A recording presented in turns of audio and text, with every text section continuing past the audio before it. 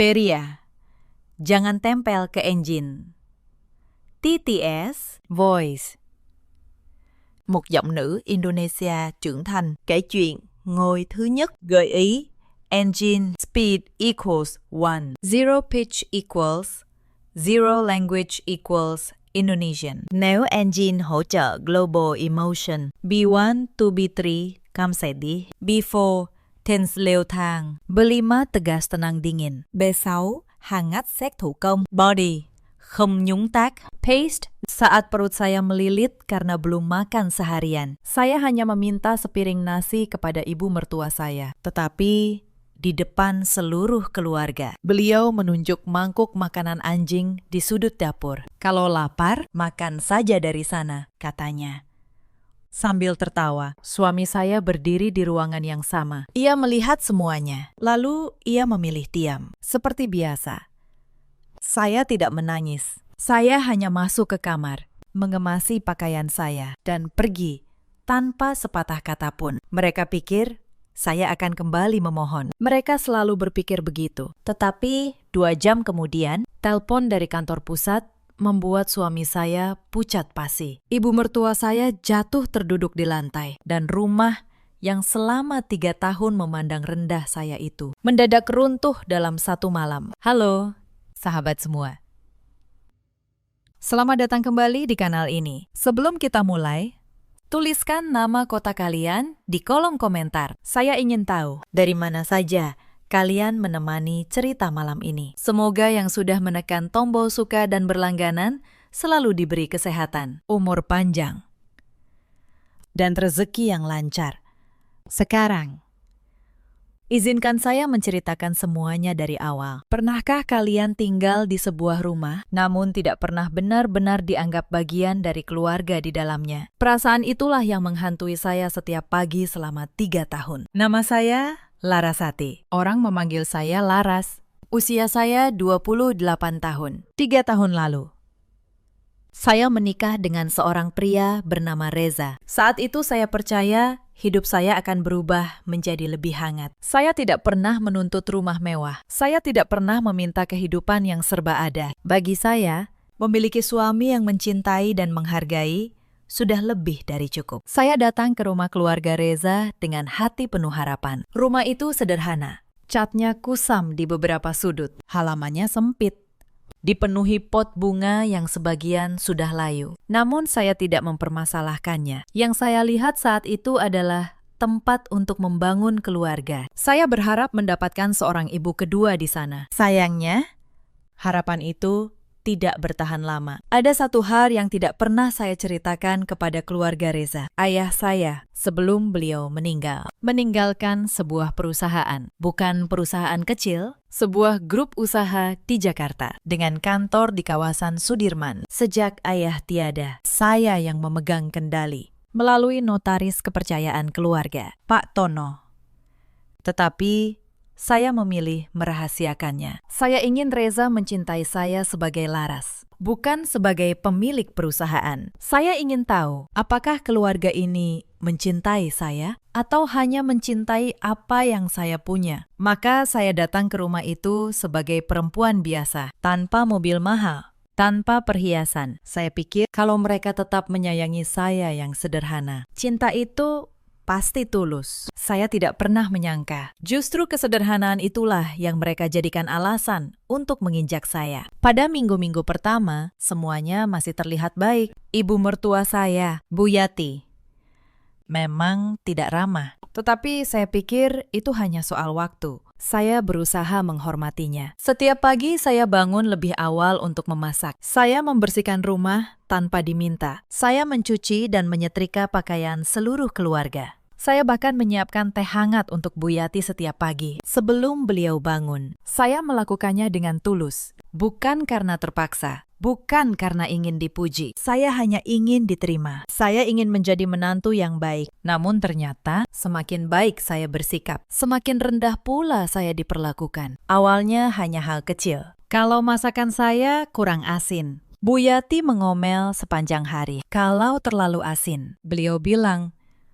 saya tidak becus menjadi istri kalau sayur yang saya beli tidak sesuai seleranya. Beliau membandingkan saya dengan menantu tetangga. Lihat menantu Busri, katanya.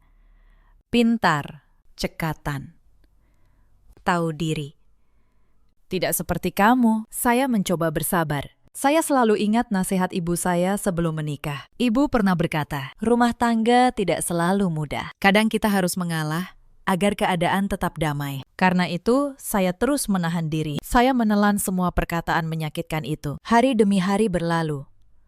Bulan demi bulan berganti. Lalu perlahan, saya menyadari sesuatu yang pahit. Saya bukan dianggap anggota keluarga. Saya hanya dianggap orang yang mengurus rumah. Setiap pagi sebelum matahari terbit, saya sudah berada di dapur. Saya memasak sarapan, menyapu, mengepel, mencuci, menyetrika, membersihkan kamar, merapikan halaman. Semua itu saya lakukan seorang diri. Bu Yati hampir tidak pernah membantu. Beliau duduk di ruang tamu, menonton televisi, atau mengobrol dengan tetangga. Dan setiap kali ada tamu, beliau selalu memperkenalkan saya dengan nada merendahkan. Ini menantu saya, katanya. Untung ada dia. Jadi saya tidak perlu cari pembantu. Lalu para tetangga itu tertawa. Dan saya hanya bisa tersenyum, menahan perih di dada. Reza ada di sana, selalu ada di sana. Tetapi ia tidak pernah membela saya. Saat saya menatapnya, ia membuang muka, seolah pura-pura tidak mendengar. Malam itu, untuk pertama kalinya saya bertanya pada diri sendiri, apa salah saya? Saya menikahi Reza karena ia dulu terlihat lembut. Saat kami berkenalan, ia pria yang sopan. Ia mendengarkan saya. Ia menghormati saya. Tetapi setelah masuk ke rumah ibunya, ia berubah menjadi orang lain. Di hadapan Bu Yati, ia seperti anak kecil yang takut mengecewakan ibunya. Apapun yang dikatakan Bu Yati, ia mengiyakan. Bahkan ketika itu menyakiti saya pernah mencoba berbicara dengannya. Mas, saya capek diperlakukan seperti pembantu di rumah ini, kata saya pelan. Suatu malam, Reza menghela napas. Sudahlah, Laras.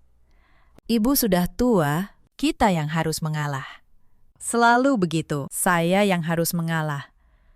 Saya yang harus diam. Tidak pernah sekalipun ia berkata, Bu, jangan begitu pada istri saya. Tidak pernah sekalipun ia berdiri di samping saya. Dan saya yang begitu mencintainya, terus menelan semuanya demi cinta yang saya kira masih ada. Saya masih ingat awal pernikahan kami, saat semuanya masih terasa manis. Reza pernah berjanji akan selalu melindungi saya. Ia berkata, apapun yang terjadi, ia akan berdiri di pihak saya. Saya percaya, saya menyerahkan seluruh hati saya pada janji itu.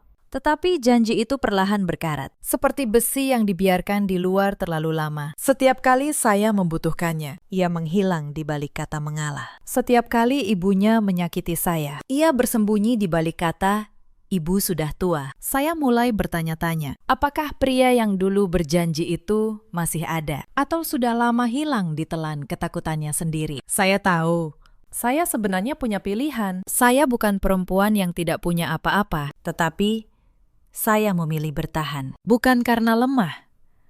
Karena saya masih berharap suatu hari ia akan berubah. Harapan itu ternyata adalah penjara yang saya bangun sendiri. Ada satu orang di rumah itu yang membuat hari-hari saya semakin berat. Wulan, adik ipar saya. Adik perempuan Reza, usianya 24 tahun. Ia belum bekerja, belum menikah, dan menghabiskan hari hanya untuk bermain ponsel. Wulan tidak pernah menyukai saya sejak awal. Setiap kali ada masalah kecil, ia selalu mencari cara untuk menyalahkan saya. Suatu hari, uang belanja di dapur berkurang Rp200.000. Wulan langsung berteriak di depan Bu Yati. Bu, uangnya hilang. Pasti diambil Mbak Laras. Siapa lagi yang setiap hari di dapur? Saya terkejut. Saya tidak pernah menyentuh uang itu untuk diri saya sendiri. Saya tidak mengambilnya, kata saya. Mungkin terselip atau salah hitung. Tetapi Bu Yati tidak mau mendengar. Beliau menatap saya dengan jijik. Sudah saya duga, orang yang datang tanpa membawa apa-apa memang begitu. Tangannya panjang. Kata-kata itu menusuk saya lebih dalam daripada pisau. Malam itu, Uang yang katanya hilang, ternyata ditemukan. Wulan sendiri yang lupa. Ia memakainya untuk membeli pulsa. Tetapi tidak ada yang meminta maaf. Tidak, Wulan. Tidak, Bu Yati. Tidak juga, Reza. Tuduhan itu menguap begitu saja. Seakan-akan harga diri saya tidak pernah penting. Ada satu kejadian lagi yang membuat hati saya semakin dingin. Suatu sore, Bu Yati mengadakan arisan di rumah. Para ibu tetangga datang berkumpul. Di antara mereka, ada seorang perempuan yang ternyata teman lama saya semasa kuliah dulu. Namanya Dinda. Dinda terkejut melihat saya. Laras, kamu di sini? Kamu menantu Bu Yati. Belum sempat saya menjawab. Bu Yati sudah menyela. Iya, ini menantu saya. Untung saja mau dia. Perempuan yang tidak punya apa-apa. Saya kasihan, makanya saya terima di rumah ini. Wajah Dinda berubah bingung. Ia tahu latar belakang keluarga saya dulu, walau tidak tahu rinciannya. Tetapi Laras kan, Dinda hendak berkata sesuatu. Saya menatapnya dan dengan halus menggelengkan kepala. Saya tidak ingin rahasia saya terbongkar di sana. Dinda mengerti. Ia menahan kata-katanya. Bu Yati melanjutkan dengan bangga. Sekarang dia yang urus semua di rumah. Lumayan, hemat ongkos pembantu. Para ibu tertawa dan saya berdiri di sana, melayani teh untuk mereka semua, sambil menahan rasa perih yang sudah terlalu sering saya rasakan. Saat para tamu pulang, Dinda sempat berbisik pada saya. Laras, kamu kenapa diam saja? Ini bukan kamu yang dulu. Saya hanya tersenyum tipis. Suatu hari, kamu akan mengerti. Din, kata saya pelan. Malam itu, kalimat Dinda terus terngiang di kepala saya. Ini bukan kamu yang dulu. Iya benar, selama 3 tahun. Saya kehilangan diri saya sendiri demi sebuah keluarga yang tidak pernah menganggap saya ada. Ada satu malam yang membuat saya benar-benar melihat siapa Reza sebenarnya. Malam itu, ada tamu penting datang ke rumah. Rekan bisnis ayah mertua saya dulu. Saya menyiapkan makan malam dengan sangat hati-hati. Saya ingin semuanya sempurna. Tetapi saat menyajikan sup, tangan saya sedikit gemetar karena lelah. Dan beberapa tetes sup tumpah di taplak meja. Bu Yati langsung meledak di depan tamu. Lihat, begini ini menantu saya, ceroboh, tidak becus, memalukan keluarga. Saya meminta maaf. Buru-buru membersihkan tumpahan itu. Lalu saya menatap Reza, berharap kali ini, di depan tamu, ia akan membela saya. Tetapi Reza justru ikut berkata, iya, Bu, maafkan dia. Laras memang masih harus banyak belajar. Kata-kata itu dari mulut suami saya sendiri lebih menyakitkan daripada seluruh hinaan Bu Yati. Suami saya, orang yang seharusnya melindungi saya, justru berdiri di pihak yang menghancurkan saya. Malam itu, saya menyadari sesuatu yang pahit. Saya bukan hanya kehilangan rasa hormat dari keluarga ini. Saya sudah lama kehilangan suami saya. Mungkin sejak hari pertama kami menginjak rumah ini. Ada satu hari yang membuat luka saya semakin dalam. Hari itu, keluarga besar Reza datang berkumpul di rumah. Ada paman, bibi, sepupu, dan anak-anak mereka. Lebih dari 20 orang memenuhi rumah kecil itu. Bu Yati menyambut mereka dengan bangga, seolah ingin menunjukkan bahwa keluarganya hidup berkecukupan. Dan saya, seperti biasa, ditempatkan di dapur. Sejak pagi saya memasak untuk 20 orang. Nasi, ayam, sayur, sambal. Semuanya saya siapkan sendiri. Tidak ada yang menawarkan bantuan. Tidak ada yang bertanya apakah saya lelah. Para tamu makan, tertawa, mengobrol di ruang tamu. Sementara saya berdiri di dapur dengan keringat membasahi punggung. Salah seorang bibi sempat masuk ke dapur dan melihat saya. Ini siapa? Tanyanya pada Bu Yati yang kebetulan lewat. Oh, itu menantu saya, jawab Bu Yati ringan. Lumayan, bisa dipakai untuk masak-masak. Tidak perlu bayar pembantu. Para tamu di belakangnya tertawa. Saya menunduk, pura-pura sibuk mengaduk masakan. Saat semua tamu sudah makan, saya baru bisa duduk sebentar di pojok dapur. Tetapi belum sempat saya menyuap 1 sendok pun. Wulan datang. Mbak, piring kotornya menumpuk tuh. Cuci dulu, baru makan, katanya. lalu pergi begitu saja. Saya menelan ludah. Saya meletakkan piring saya dan saya mencuci sampai tamu terakhir pulang menjelang malam. Saat dapur akhirnya bersih, perut saya sudah terlalu lelah, bahkan untuk merasa lapar. Saya kira hal-hal seperti itu sudah cukup menyakitkan. Ternyata saya salah. Masih ada yang lebih buruk. Diam-diam di sela waktu mengurus rumah. Saya tetap menjalankan urusan perusahaan ayah saya. Saya bekerja dari kamar. Melalui laptop. Menandatangani dokumen yang dikirim Pak Tono. Saya menjaga semua itu serapi mungkin. Tidak ada yang tahu. Suatu sore, saya sedang membaca berkas penting di meja kamar. Bu Yati masuk tanpa mengetuk. Beliau melihat tumpukan dokumen itu. "Apa ini?" tanyanya. Mengernyit. Sok sibuk, sok jadi orang penting. Sebelum saya sempat menjawab, beliau menyambar berkas-berkas itu. Daripada main kertas-kertas tidak jelas, lebih baik kerja yang benar di rumah ini. Lalu, di depan mata saya, beliau merobek dokumen-dokumen itu dan membuangnya ke tempat sampah. Saya membeku. Tangan saya gemetar. Dokumen itu adalah salinan, untungnya. Bukan yang asli. Tetapi yang hancur malam itu bukan hanya kertas. Yang hancur adalah sisa rasa hormat saya pada rumah ini. Saya memungut potongan-potongan kertas itu satu persatu dalam diam. Dan untuk pertama kalinya, saya berpikir, mungkin sudah waktunya saya berhenti diam. Beberapa minggu kemudian, saya jatuh sakit cukup parah. Demam saya tinggi. Kepala saya berputar dan badan saya menggigil sepanjang malam. Saya berbaring di kamar, berharap ada seseorang yang peduli. Tetapi pagi harinya, Bu Yati mengetuk pintu dengan keras. "Laras, sampai jam segini belum masak. Mau sampai kapan tidur-tiduran, Bu?" "Saya sakit," kata saya lemah. Demam saya tinggi sekali. Sakit. Bu Yati mendengus. "Dulu saya melahirkan 7 anak juga tetap masak. Jangan manja. Bangun. Kerjakan tugasmu." Saya memaksakan diri bangun dengan kepala yang terasa mau pecah. Saya berjalan ke dapur. Tangan saya gemetar saat memegang pisau. Pandangan saya kabur. Reza melihat saya pucat seperti itu. Ia tahu saya sakit, tetapi ia hanya berkata, "Pelan-pelan saja, Laras." Lalu pergi ke kantor. Tidak ada obat, tidak ada perhatian, tidak ada satupun yang menanyakan keadaan saya. Hari itu saya memasak sambil menahan air mata. Bukan karena demam, tetapi karena saya sadar di rumah ini.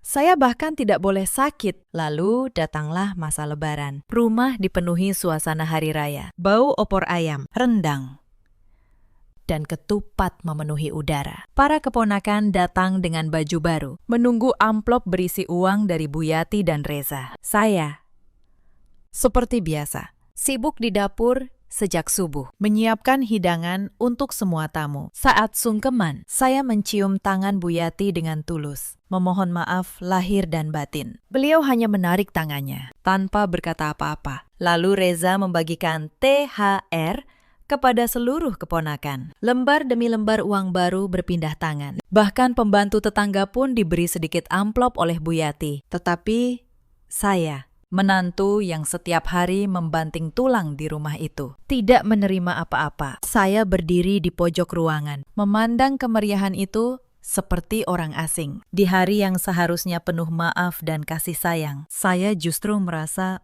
paling sendirian. Malam itu di kamar, saya menatap langit-langit dan berbisik pada diri sendiri. Sampai kapan saya harus bertahan seperti ini? Beberapa bulan terakhir, ada sesuatu yang berubah di rumah itu. Bu Yati lebih sering menerima telepon dengan nada cemas. Reza pulang larut dengan wajah lelah. Saya tidak tahu persis apa yang terjadi, tetapi saya bisa merasakan ada tekanan yang menggantung di udara. Suatu malam, saya tidak sengaja mendengar mereka berbicara di ruang tengah. Utangnya sudah menumpuk.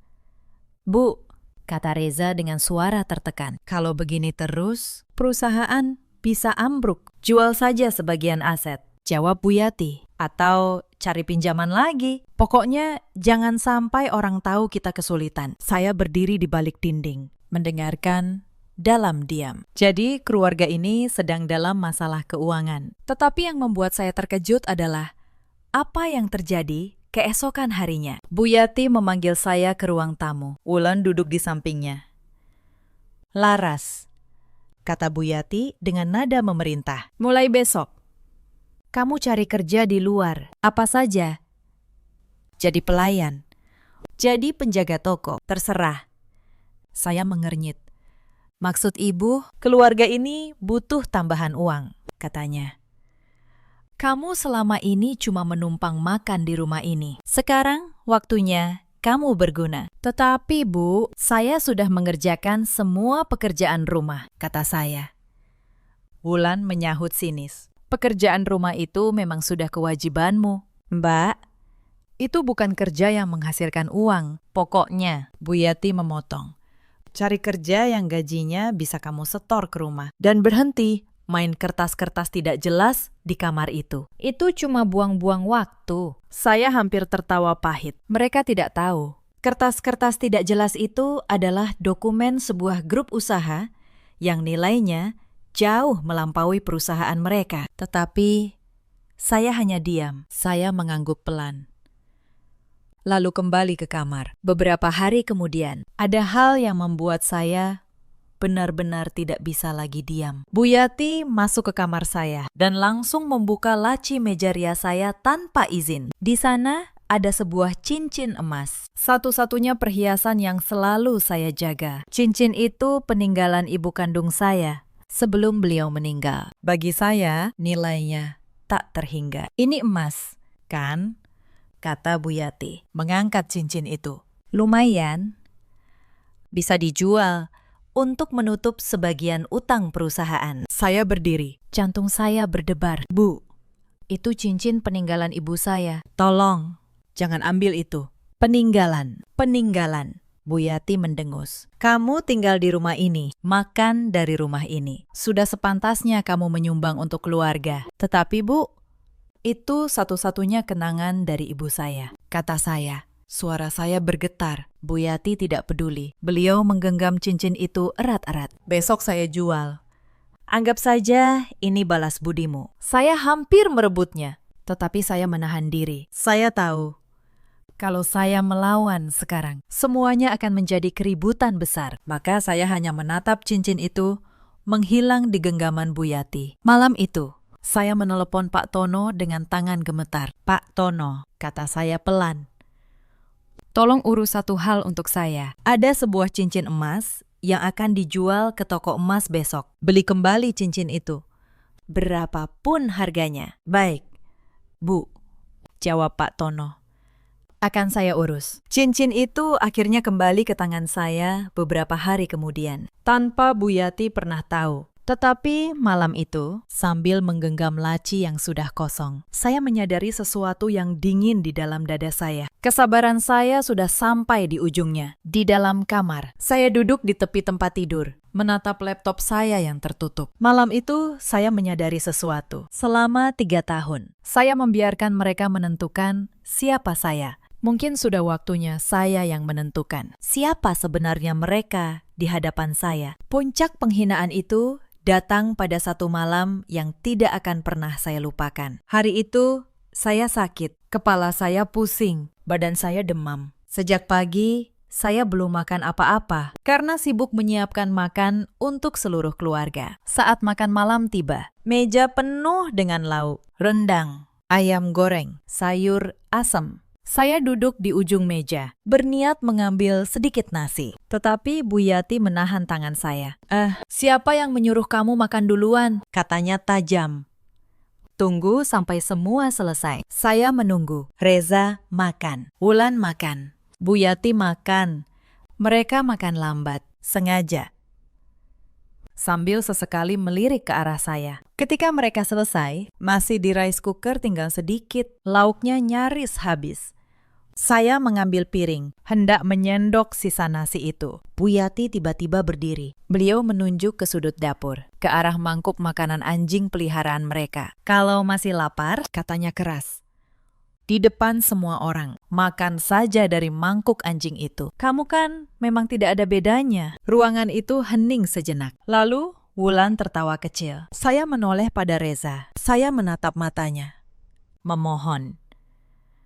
Hanya kali ini saja. Tolong bela saya. Tetapi Reza menunduk. Ia menatap piringnya. Ia tidak berkata apa-apa. Saat itulah sesuatu di dalam dada saya patah. Bukan dengan suara keras. Hanya patah. Pelan. Dan untuk selamanya. Saya tidak menangis. Saya bahkan tidak marah. Saya hanya berdiri, meletakkan piring kosong itu di meja, lalu masuk ke kamar. Saya membuka lemari. Saya mengeluarkan koper. Dengan tenang, saya melipat pakaian saya dan memasukkannya satu persatu. Reza menyusul masuk ke kamar. Kamu mau kemana? Tanyanya. Saya hanya butuh udara. Mas, jawab saya. Saya butuh pergi sebentar. Jangan berlebihan, Laras. Ibu cuma bercanda. Saya berhenti melipat. Saya menatapnya lama. Bercanda. Ulang saya pelan. Selama 3 tahun, semuanya bercanda. Dan kamu selalu diam. Reza terdiam. Ia tidak tahu harus menjawab apa. Saya menutup koper saya. Mas, saya pernah berpikir cinta saja cukup. Ternyata tidak. Cinta butuh dihormati. Lalu, saya berjalan keluar dari kamar. Melewati ruang makan tempat Bu Yati dan Wulan masih duduk. Bu Yati menyeringai. Pergi saja sana. Paling besok pagi sudah merangkak balik. Mau makan apa kamu di luar? Saya tidak menjawab. Saya membuka pintu, dan untuk pertama kalinya dalam 3 tahun, saya melangkah keluar tanpa beban. Mereka pikir saya tidak punya tempat untuk pergi. Mereka pikir saya akan tidur di emperan, lalu kembali memohon esok pagi. Mereka tidak tahu, di kawasan Menteng ada sebuah rumah yang sejak dulu menunggu saya. Rumah peninggalan ayah saya. Rumah yang selama 3 tahun sengaja saya tinggalkan kosong. Malam itu, saya menyetir sendiri ke sana. Pak Tono, notaris kepercayaan saya, sudah menunggu di depan pintu. Akhirnya, Bu Laras, katanya, tersenyum lega. Saya sudah lama menunggu hari ini. Saya masuk ke rumah itu. Lampu menyala terang. Semuanya bersih, rapi, hangat. Untuk pertama kalinya dalam waktu yang sangat lama, saya merasa bisa bernapas. Saya duduk di ruang kerja ayah. Di dinding, masih tergantung foto beliau. Maafkan saya. Yah, bisik saya. Saya terlalu lama membiarkan diri saya diinjak. Saya menyentuh bingkai foto itu dengan ujung jari. Ayah selalu mengajarkan saya untuk rendah hati. Beliau berkata, kekayaan sejati bukan terletak pada harta, melainkan pada bagaimana kita memperlakukan orang yang lebih lemah dari kita. Saya datang ke rumah Reza dengan ajaran itu di hati. Saya rela menjadi sederhana agar bisa menilai ketulusan. Tetapi mereka membaca kerendahan hati saya sebagai kelemahan. Mereka menginjak saya karena mengira saya tidak punya apa-apa. Sekarang, saya tahu ada batas untuk setiap kesabaran. Pak Tono meletakkan secangkir teh hangat di depan saya. Bu Laras, katanya hati-hati. Ada sesuatu yang harus Anda ketahui. Tentang perusahaan keluarga suami Anda. Saya mengangkat wajah. Ada apa? Pakistan. Pak Tono membuka map di tangannya. Perusahaan keluarga Reza, CV milik almarhum ayahnya, sedang diambang kebangkrutan, katanya. Mereka punya utang sangat besar ke bank dan ke beberapa pemasok, hampir 3 miliar rupiah. Saya terdiam, mencerna kata-katanya. Selama ini, mereka menutupinya. Lanjut, Pak Tono. Bu Yati menjual perhiasan, menggadaikan apa saja. Tetapi, tetap tidak cukup. Reza tahu soal ini, tanya saya. Reza yang paling tahu. Bu, justru karena itu, ia tidak berani melawan ibunya. Seluruh hidupnya tergantung pada perusahaan itu. Saya menatap teh di depan saya yang mulai dingin.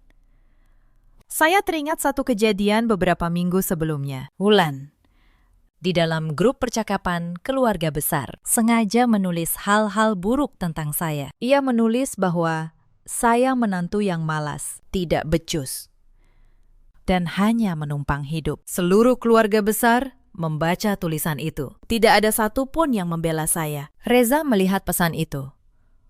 Tetapi, seperti biasa, ia memilih diam.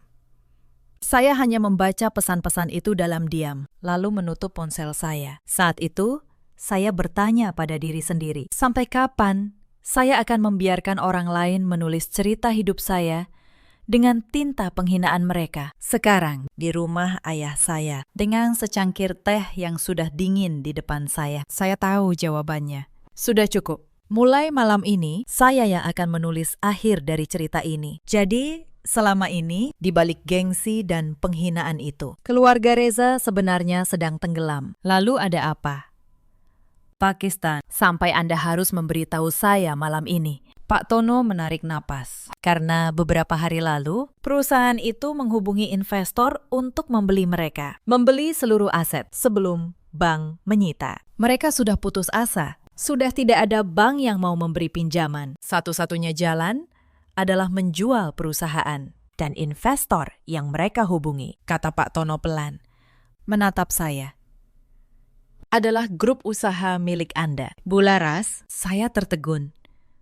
Dunia seolah berputar. Perusahaan ayah saya, tanpa saya sadari, sedang dalam proses membeli perusahaan keluarga suami saya sendiri. Mereka tidak tahu siapa pemilik grup itu, kata Pak Tono. Semua diatur lewat perwakilan. Nama Anda tidak pernah muncul di permukaan. Saya terdiam lama. Lalu, perlahan, sebuah ketenangan yang asing menyelimuti saya. Selama 3 tahun, saya memohon agar dianggap manusia di rumah itu. Selama 3 tahun, saya menelan hinaan demi sebuah keluarga yang ternyata sedang menuju jurang. Dan malam ini, takdir meletakkan nasib mereka di tangan saya. Pak Tono, kata saya akhirnya, lanjutkan proses pembelian itu. Tetapi ada syarat yang saya tentukan sendiri. Apa itu? Bu, saya ingin hadir. Saya ingin mereka tahu siapa yang selama ini mereka injak. Pak Tono tersenyum tipis. Baik, Bu, saya siapkan semuanya. Keesokan paginya, di rumah keluarga Reza, suasana sedang panik. Saya tahu ini karena Bu Asih, pembantu paruh waktu yang dulu selalu baik pada saya, diam-diam mengabari saya lewat telepon. Bularas, bisik Bu Asih. Di sini ramai sekali. Pak Reza dan Bu Yati teriak-teriak soal utang. Katanya, kalau tidak ada uang dalam 3 hari, rumah ini disita. Saya mendengarkan dalam diam. Bu Asih adalah satu-satunya orang di rumah itu yang selalu baik kepada saya. Saat saya kelelahan, beliau diam-diam membawakan saya segelas air. Saat saya menangis di dapur, beliau menepuk punggung saya. Beliau pernah berkata, Bularas itu orang baik, saya yakin. Suatu hari, kebaikan Bu akan dibalas. Saya selalu mengingat kata-kata itu di hari-hari tergelap saya. Bu Asih, kata saya lembut, terima kasih sudah memberitahu saya. Dan terima kasih sudah selalu baik pada saya selama ini. Saya cuma kasihan, Bu. Jawab Bu Asih. Bularas tidak pantas diperlakukan seperti itu. Mulai sekarang, Bu Asih tidak perlu khawatir lagi, kata saya. Semuanya akan baik-baik saja. Dan tadi malam, lanjut Bu Asih, ada surat dari kantor pusat investor. Katanya Pak Reza harus datang ke kantor di Sudirman malam ini juga. Saya menutup telepon dengan tenang. Malam ini, semuanya akan selesai malam ini. Saya membuka lemari, mengeluarkan satu setelan kerja yang sudah lama tidak saya pakai. Setelan yang dulu saya simpan rapat-rapat, agar tidak ada yang tahu siapa saya sebenarnya. Saya berdiri di depan cermin. Untuk pertama kalinya dalam 3 tahun, saya melihat diri saya yang sesungguhnya. Saya teringat malam-malam saat saya tidur dengan air mata di kamar sempit yang nyaris tanpa jendela. Kamar itu dulunya gudang. Bu Yati sengaja menempatkan saya di sana sambil berkata, kamar yang lebih baik hanya untuk anak kandungnya. Saya teringat saat saya kelelahan dan tetap harus melayani semua orang tanpa boleh mengeluh. Saya teringat setiap penghinaan, setiap tatapan rendah, setiap kata yang menusuk. Semua itu malam ini akan berakhir. Bukan menantu yang diinjak, bukan pembantu tanpa nama, tetapi Larasati, pemilik grup usaha yang malam ini akan menentukan nasib mereka semua. Malam itu, langit Jakarta gerimis. Di sebuah gedung tinggi di kawasan Sudirman, lampu lantai paling atas menyala terang. Reza datang dengan wajah cemas. Ia memakai kemeja terbaiknya, berharap bisa memohon keringanan. Ia tidak tahu siapa yang akan ia temui. Bu Yati ikut datang, begitu juga Wulan. Mereka memaksa ikut, takut kehilangan satu-satunya harapan. Mereka masuk ke lobi gedung megah itu dengan langkah ragu, merasa kecil di tempat asing. Seorang sekretaris menyambut mereka. Silakan ke ruang rapat di lantai atas. Pemilik sudah menunggu. Pemilik.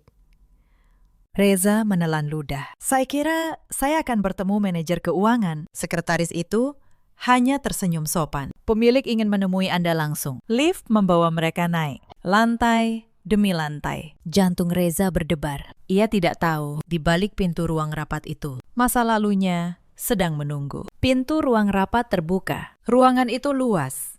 Dindingnya kaca, memandang ke seluruh kota yang berkelip di bawah hujan. Di kepala meja panjang, sebuah kursi membelakangi mereka, menghadap jendela. Silakan duduk, kata seorang notaris berwibawa. Pak Tono.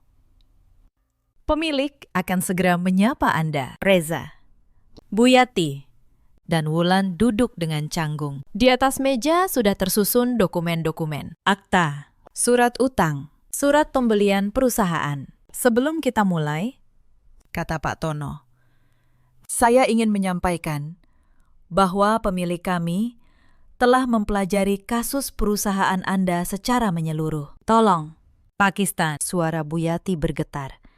Gengsinya runtuh oleh ketakutan. Beri kami kesempatan. Perusahaan itu satu-satunya yang kami punya. Kesempatan. Ulang sebuah suara perempuan, pelan, dari arah kursi yang membelakangi mereka. Suara itu.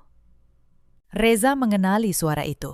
Kursi itu berputar perlahan, dan di sanalah saya. Larasati menatap mereka dengan tenang dari kursi pemilik. Wajah Reza memucat seketika. Laras. Suaranya nyaris tidak keluar. Bu Yati terbelalak. Tubuhnya seperti kehilangan tenaga. Ia hampir terjatuh dari kursi. Wulan menutup mulutnya dengan kedua tangan. Matanya membeliak tidak percaya. Selamat malam, kata saya. Tenang.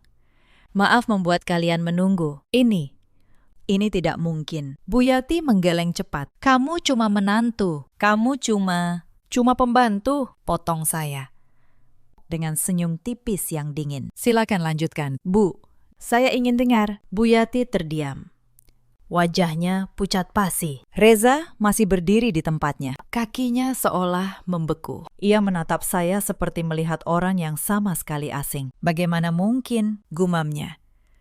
Selama ini, kamu tinggal di kamar kecil itu. Kamu mencuci. Kamu memasak. Iya, Mas, kata saya. Saya melakukan semua itu sambil setiap malam menandatangani dokumen yang menentukan nasib ribuan karyawan. Saya bisa saja tinggal di rumah mewah dengan pelayan yang melayani saya. Tetapi saya memilih datang ke rumah kalian sebagai perempuan sederhana. Karena saya ingin tahu, apakah keluarga ini mencintai saya atau hanya akan mencintai harta saya. Saya berhenti sejenak, menatap mereka satu persatu. Sekarang saya sudah tahu jawabannya. Mari kita bicara seperti orang dewasa, kata saya.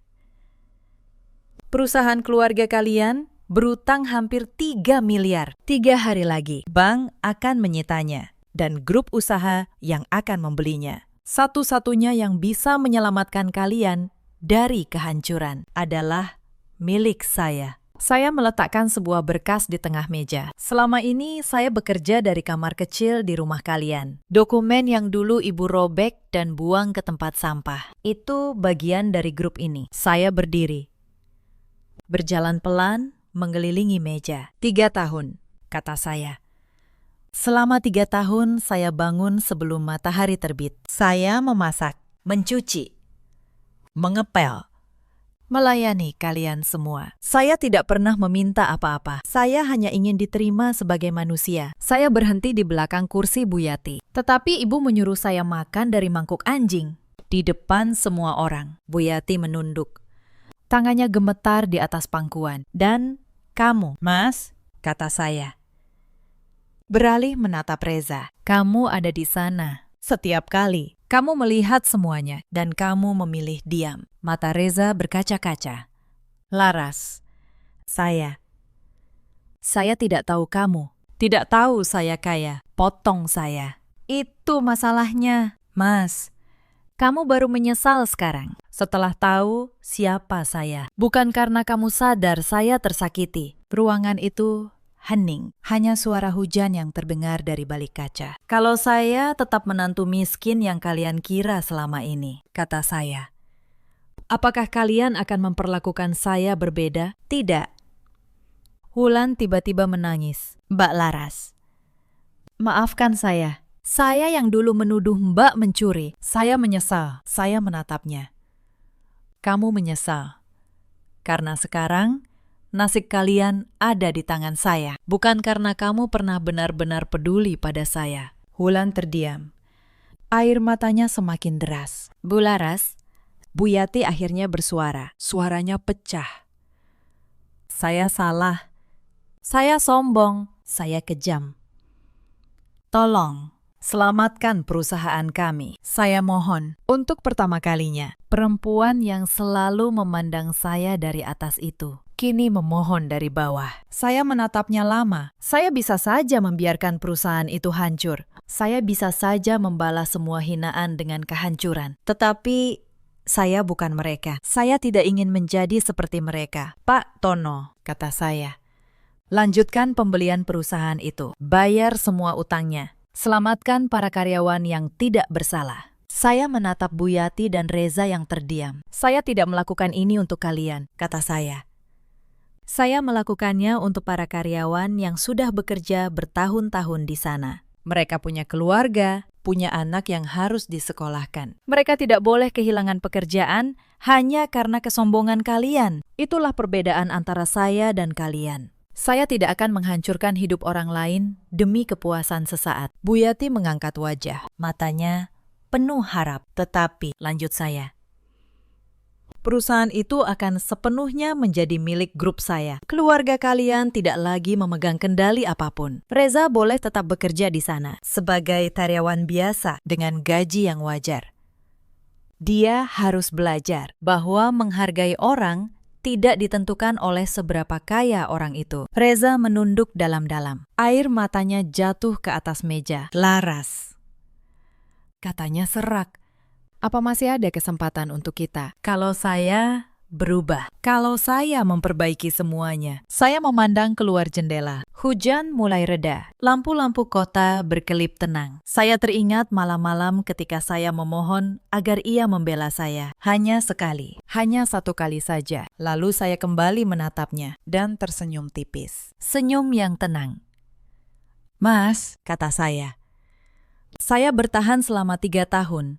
Bukan karena saya kuat, saya bertahan karena saya mencintaimu. Tetapi cinta tidak bisa hidup sendirian. Dia butuh penghormatan. Dia butuh perlindungan. Dia butuh keberanian. Dan kamu tidak pernah memberi saya satu pun dari ketiganya. Reza memejamkan mata. Saya memaafkanmu, kata saya.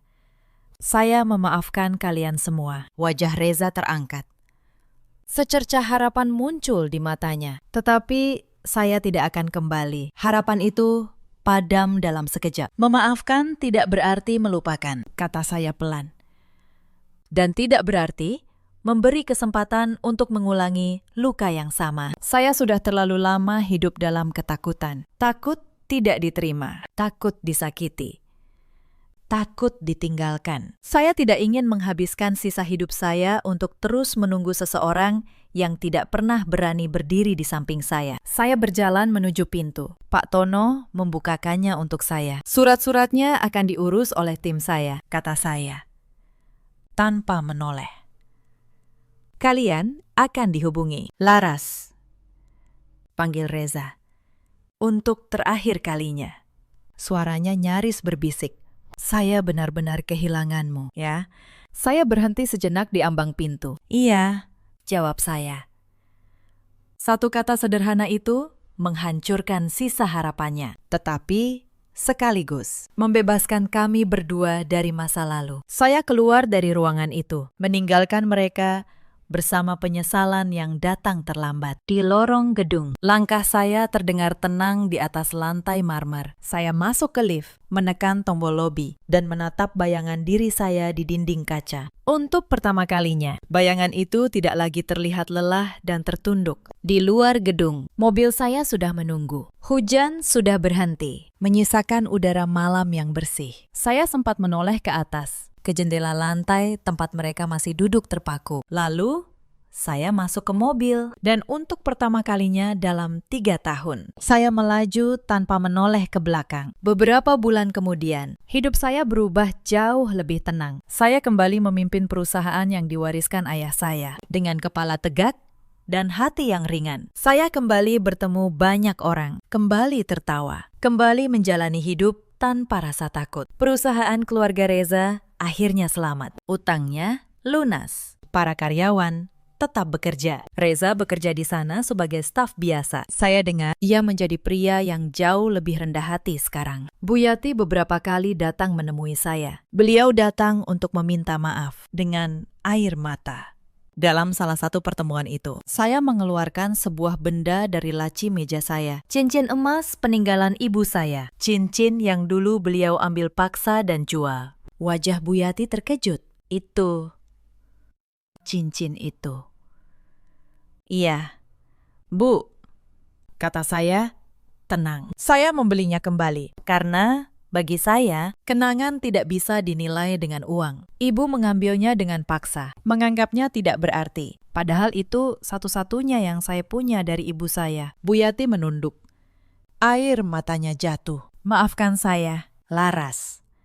Saya benar-benar tidak tahu diri waktu itu. Saya hanya tersenyum. Saya tidak lagi merasa marah. Hanya lega karena akhirnya saya bisa berdiri tegak di hadapannya. Dan saya menerima permohonan maafnya dengan baik. Karena kebencian tidak pernah membuat hidup menjadi lebih ringan. Saya memaafkan beliau.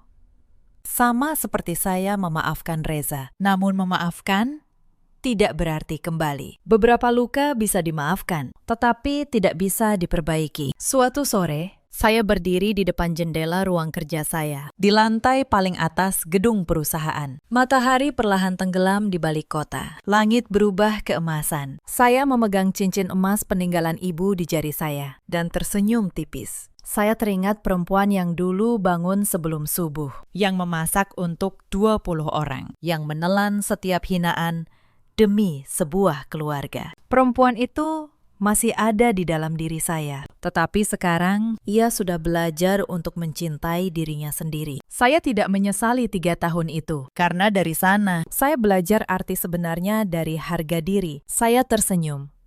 Lalu teringat satu pelajaran paling berharga dari semua yang pernah terjadi. Cerita ini mengajarkan satu hal. Jangan pernah merendahkan seseorang hanya karena kesederhanaannya. Karena tidak semua orang menunjukkan nilai dirinya kepada dunia. Dan jangan pernah menganggap kesabaran sebagai kelemahan. Sebab orang yang paling sabar sekalipun, pada akhirnya bisa memilih pergi. Di luar sana, ada banyak perempuan yang bernasib seperti saya dulu. Diinjak di rumahnya sendiri. Diam.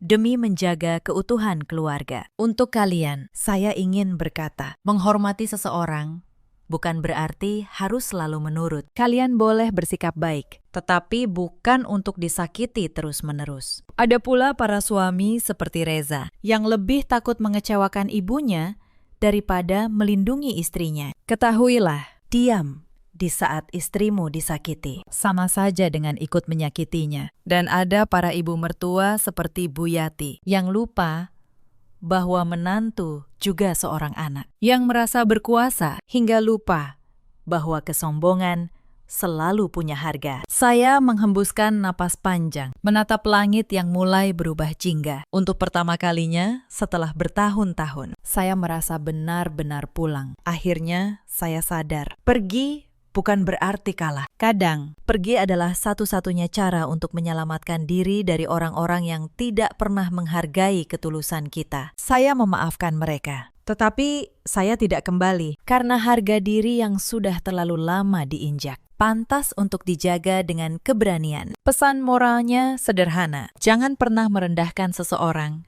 hanya karena ia diam. Sebab orang yang paling sabar pun punya batas. Dan saat ia memilih pergi, penyesalan sering datang terlambat. Dalam hidup, kita selalu punya pilihan. Bersikap baik atau bersikap kejam.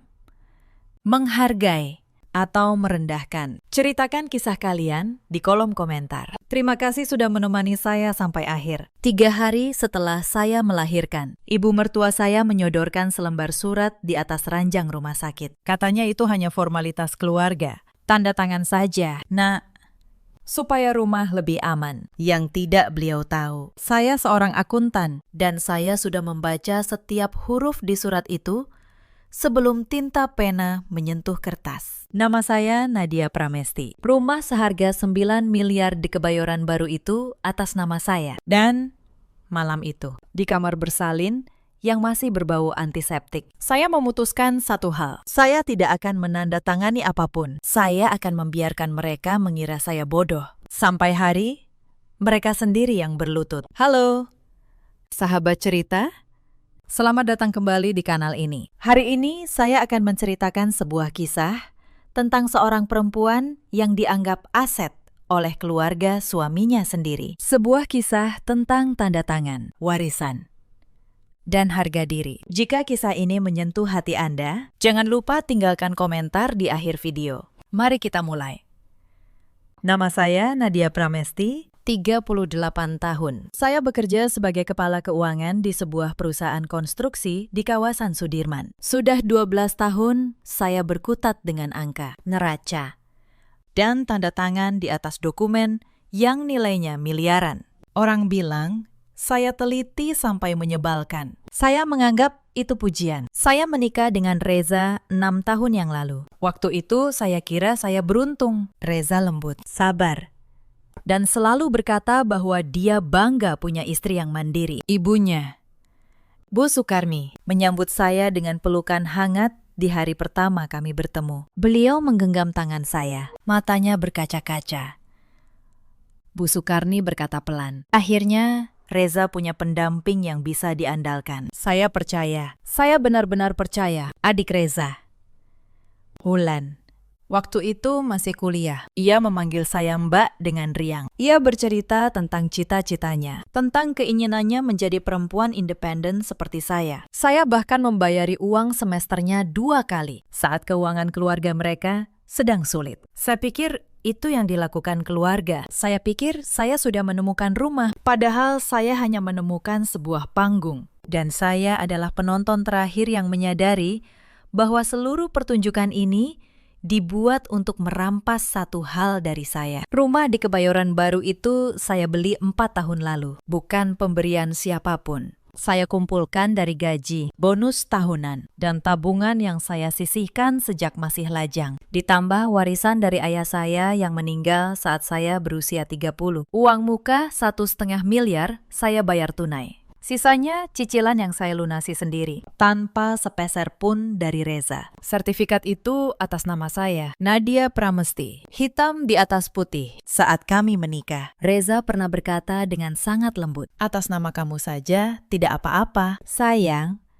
kita kan suami istri. Milikmu ya, milikku. Milikku ya, milikmu." Saat itu kalimat itu terdengar seperti cinta. Sekarang saya tahu, itu adalah kalimat pertama dari sebuah rencana yang sudah disusun jauh sebelum saya sadar. Tahun pertama pernikahan berjalan biasa saja. Tahun kedua, Bu Sukarni mulai sering datang ke rumah kami. Awalnya hanya akhir pekan, lalu menjadi setiap hari. Lalu beliau membawa kopernya dan tidak pulang lagi. Saya tidak keberatan. Sungguh, saya pikir merawat ibu mertua adalah bagian dari menjadi istri yang baik. Saya menyiapkan kamar terbaik untuk beliau. Kamar dengan jendela menghadap taman. Saya memasak makanan kesukaannya. Saya membelikan obat-obatnya tanpa pernah menghitung. Saya ingat, di masa-masa itu, saya masih percaya bahwa kebaikan akan dibalas dengan kebaikan. Saya membayar uang sekolah keponakan Reza. Saya menanggung biaya pengobatan Bu Sukarni saat beliau dirawat karena tekanan darah. Saya bahkan menggadaikan waktu istirahat saya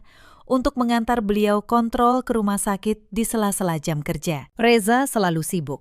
Selalu ada alasan. Dan saya selalu mengambil alih karena saya pikir itulah arti keluarga. Tetapi ada yang berubah. Bu Sukarni mulai bicara dengan cara yang aneh. Beliau sering berkata bahwa rumah sebesar ini sayang kalau hanya atas nama satu orang. Beliau bilang, kalau terjadi apa-apa pada saya, Reza bisa kerepotan mengurus warisan. Beliau bilang itu sambil tersenyum, sambil menepuk-nepuk tangan saya. Saya hanya mengangguk. Saya pikir itu kekhawatiran orang tua biasa. Saya juga mulai memperhatikan hal-hal kecil yang dulu saya abaikan.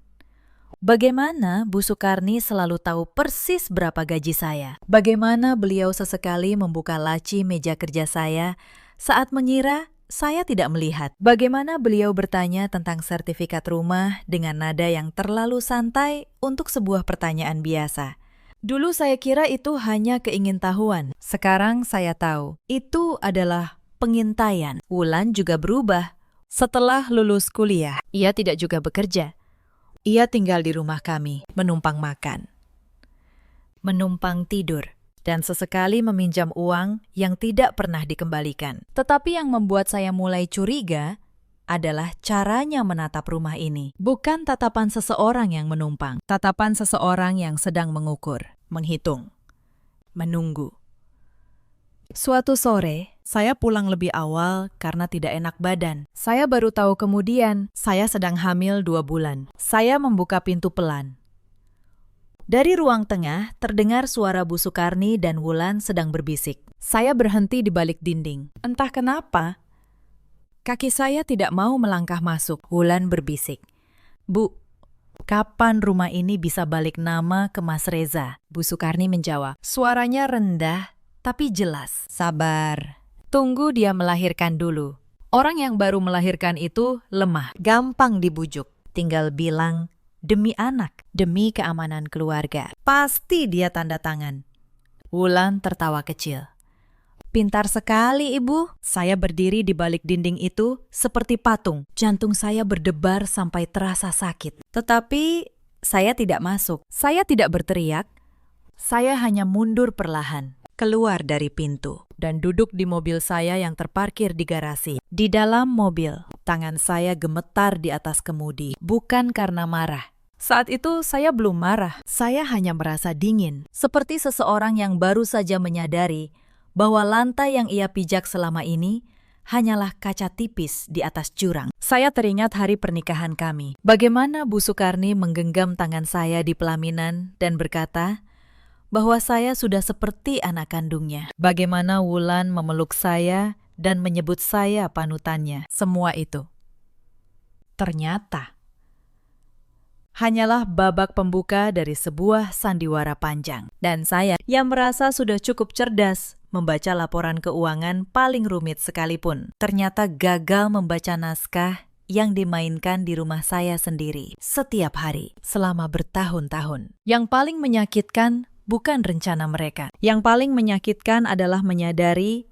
bahwa setiap kebaikan yang pernah saya berikan, setiap rupiah, setiap waktu, setiap pengorbanan, di mata mereka hanyalah investasi bodoh dari seseorang yang mereka anggap mudah ditipu. Mereka menunggu saya melahirkan. Mereka pikir saya akan lemah. Saya menyalakan mesin. Saya menatap pantulan wajah saya di kaca spion. Wajah seorang akuntan yang sudah 12 tahun membaca dokumen orang lain dan menemukan kebohongan di antara baris-baris angka. Lalu saya berkata pelan pada diri saya sendiri, "Baiklah, kita lihat siapa yang sebenarnya lemah." Malam itu, saya tidak bilang apa-apa pada Reza. Saya tersenyum seperti biasa. Saya menanyakan kabar pekerjaannya. Saya menyiapkan makan malam dan duduk di sebelahnya menonton berita. Tetapi di dalam, sesuatu telah berubah selamanya. Saya berhenti menjadi menantu yang percaya. Saya mulai menjadi seseorang yang mencatat hari-hari berikutnya. Saya melakukan apa yang paling saya kuasai. Saya mengumpulkan bukti. Saya mulai mencatat setiap kalimat yang Bu Sukarni ucapkan tentang rumah. Saya menyimpan kwitansi setiap cicilan yang pernah saya bayar. Saya mengumpulkan rekening koran 6 tahun ke belakang. Setiap lembarnya menunjukkan dengan jelas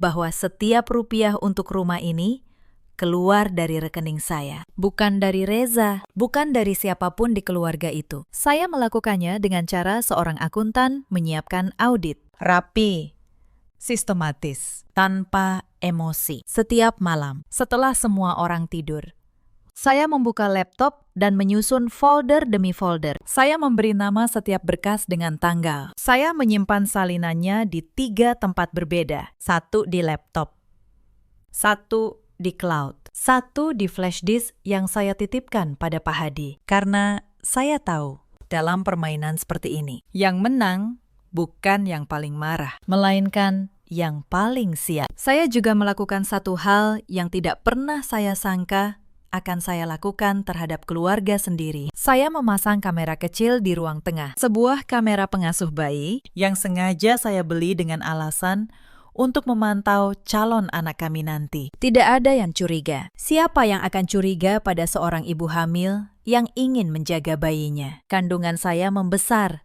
perut saya membulat, dan seiring itu, senyum Bu Sukarni semakin manis. Beliau mulai memanggil saya dengan panggilan sayang yang tidak pernah beliau pakai sebelumnya. Beliau memijat kaki saya. Beliau membawakan saya buah. Beliau berkata bahwa saya adalah menantu terbaik yang pernah ada. Saya menerima semuanya dengan senyum, karena saya tahu di balik setiap pijatan itu ada sebuah surat yang sedang disiapkan. Saya hanya belum tahu kapan mereka akan mengeluarkannya. Sampai pada suatu malam, 2 minggu sebelum perkiraan kelahiran, saya tidak sengaja mendengar percakapan telepon Reza di kamar mandi. Suaminya, saya sendiri, berbicara dengan seseorang yang ternyata adalah seorang notaris. Reza berkata, "Iya, Pakistan. Begitu istri saya melahirkan, kita langsung urus balik namanya. Surat kuasanya tolong disiapkan dulu. Nanti tinggal tanda tangan." Saya berdiri di luar pintu kamar mandi. Satu tangan menahan perut yang berat. Di detik itu, kebenaran yang selama ini saya kumpulkan, potongan demi potongan, akhirnya tersusun utuh. Bukan hanya ibu dan adiknya. Reza ada di dalamnya. Reza, suami saya, ayah dari anak yang sedang saya kandung, sedang merencanakan cara mengambil rumah saya, tepat saat saya paling lemah. Saya kembali ke kamar dengan langkah pelan. Saya berbaring. Saya menatap langit-langit. Dan untuk pertama kalinya sejak saya mendengar bisikan di balik dinding itu, saya membiarkan air mata mengalir. Hanya sebentar. Hanya untuk perempuan yang dulu percaya bahwa dia sudah menemukan rumah. Lalu saya menghapusnya karena besok perempuan itu harus bekerja. Bulan-bulan terakhir kehamilan saya menjadi panggung bagi mereka untuk menunjukkan watak asli, satu demi satu. Dan saya, dengan kamera yang diam di sudut ruangan dan ingatan seorang akuntan, mencatat semuanya. Insiden pertama terjadi di minggu yang sama. Bu Sukarni mulai mengambil alih dapur. Beliau bilang, masakan saya tidak cocok untuk ibu hamil. Tetapi yang sebenarnya beliau lakukan adalah mengundang kerabat-kerabatnya makan di rumah saya, menggunakan bahan makanan yang saya beli, lalu memamerkan rumah itu kepada mereka. "Lihat, rumah anak saya bagus, kan?" katanya. Anak saya, bukan menantu saya. Seolah rumah itu sudah berpindah tangan di kepalanya. Insiden kedua, Wulan mulai meminjam mobil saya tanpa izin. Mobil yang saya beli dari bonus saya sendiri. Ia memakainya untuk jalan-jalan dengan teman-temannya, mengembalikannya dengan tangki kosong dan bekas makanan di kursi. Saat saya menegur, ia hanya tertawa. "Mbak kan kakak ipar, masa sama adik sendiri perhitungan?" Insiden ketiga, Bu Sukarni mulai membicarakan nama bayi saya sebelum bayi itu lahir. Beliau bersikeras nama itu harus mengandung marga keluarga Reza. Beliau bilang, anak ini adalah penerus, jadi segala sesuatu yang berkaitan dengannya termasuk warisannya, harus jelas di tangan keluarga. Setiap kalimat selalu kembali ke satu hal, warisan, aset, kepemilikan, tidak pernah ke cinta. Insiden keempat, saya menemukan map coklat di laci meja Reza saat mencari gunting kuku. Di dalamnya ada draft surat kuasa, fotokopi sertifikat rumah saya, dan catatan tulisan tangan Bu Sukarni tentang langkah-langkah balik nama. Mereka sudah menyiapkan segalanya. Mereka hanya menunggu saya cukup lemah untuk tidak membaca. Saya memotret semua isi map itu, lalu mengembalikannya persis seperti semula. Mereka tidak akan pernah tahu saya sudah melihatnya. Itu kekuatan terbesar seorang yang diam. Mereka mengira mereka memegang kartu rahasia. Padahal saya sudah melihat seluruh tangan mereka. Saya ingat, malam setelah menemukan map itu, saya duduk lama di kamar bayi yang sedang saya siapkan. Dindingnya baru saya cat warna kuning lembut. Box bayi sudah terpasang. Boneka-boneka kecil tertata rapi di rak. Saya membayangkan anak saya tidur di sana. Dan saya bertanya pada diri sendiri, dunia macam apa yang akan saya wariskan padanya? Dunia di mana seorang ibu harus menyerahkan segalanya demi diterima. Atau dunia di mana seorang perempuan boleh berdiri tegak dan berkata, ini milikku, dan aku berhak menjaganya. Saya memilih yang kedua, demi diri saya, dan terutama demi anak yang belum lahir itu. Insiden kelima terjadi saat kontrol kandungan terakhir. Reza tidak bisa mengantar. Katanya ada rapat penting. Saya pergi sendiri. Di ruang tunggu dokter, ponsel saya menyala. Sebuah grup keluarga yang mereka kira saya sudah keluar. Mereka lupa saya masih di dalamnya, dengan nama panggilan yang tidak saya kenali. Di sana, Wulan menulis dengan santai. Sebentar lagi, rumah pondok jadi punya kita. Mbak Nadia mah gampang dibujuk kalau lagi capek. Reza membalas dengan emoji jempol. Suami saya memberi jempol pada rencana merampas rumah istrinya. Saya menatap layar itu di ruang tunggu dokter, dengan tangan menahan perut yang penuh. Dokter memanggil nama saya. Saya masuk, mendengar detak jantung anak saya, dan tersenyum pada layar USG. Lalu saya keluar, duduk di mobil, dan menyimpan satu lagi tangkapan layar ke dalam folder yang semakin tebal. Insiden keenam yang paling menyakitkan terjadi seminggu sebelum saya melahirkan. Saya mendengar Bu Sukarni berbicara dengan Reza di teras. Beliau berkata, kalau dia nanti susah dibujuk, kita masih punya cara. Kita bisa bilang dia tidak waras karena baby blues. Ibu kenal dokter yang bisa bantu buat surat. Nanti hak asuh dan harta bisa kita yang pegang. Dan Reza, anak laki-laki itu, hanya diam.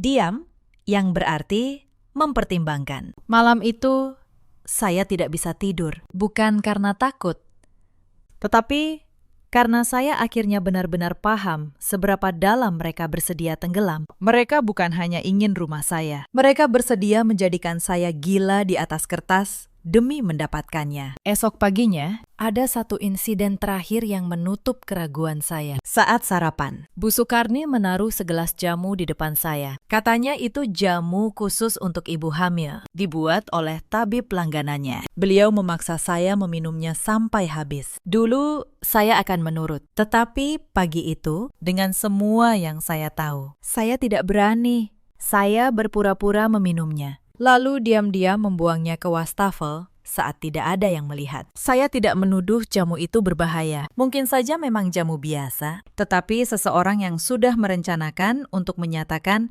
saya tidak waras. Seseorang yang menunggu saya lemah. Bukanlah orang yang akan saya percayai untuk memasukkan apapun ke tubuh saya. Kepercayaan sekali retak tidak bisa ditambal dengan jamu hangat. Maka saya mempercepat rencana saya. Keesokan harinya, saya pergi menemui seseorang yang sudah saya kenal sejak masih jadi auditor muda. Namanya Pak Hadi, seorang notaris senior yang pernah saya bantu menyelesaikan kasus pajak rumit bertahun-tahun lalu. Orang yang saya percaya. Orang yang tahu betul bahwa hukum bukan soal siapa yang paling keras bicara, melainkan soal siapa yang memegang dokumen yang benar. Saya menceritakan semuanya.